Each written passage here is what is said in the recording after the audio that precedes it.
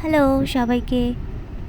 বৃষ্টি যেন থামছেই না, আর বৃষ্টির দিনে চায়ের সাথে পাকোড়া কার না ভালো লাগে। চলুন আজকে সিম্পল করে চিকেন পাকোড়া করব। আমি চিকেনগুলো এইভাবে একটু লম্বা করে কেটে নিয়েছি।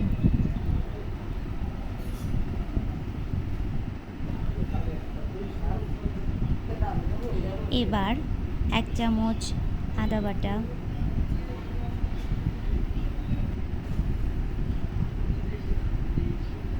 1 চামচ রসুন বাটা,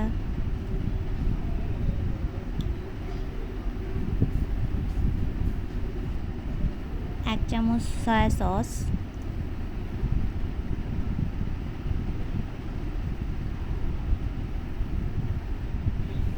1/2 চামচ গোলমরিচ গুঁড়ো,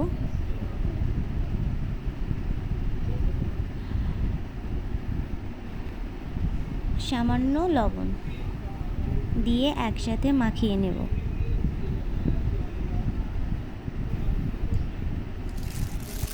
মাখানো চিকেনগুলো 10-15 মিনিটের জন্য ঢেকে রাখবো।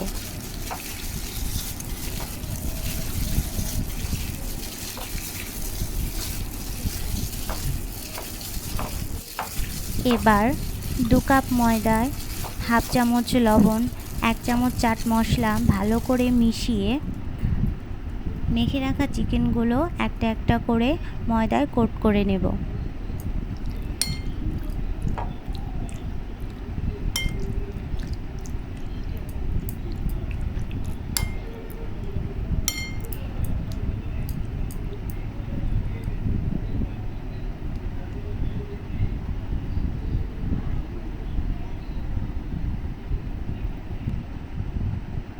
এবার ডুবো তেলে 4-5 মিনিট ভেজে নিলেই হয়ে যাবে চিকেন পাকোড়া।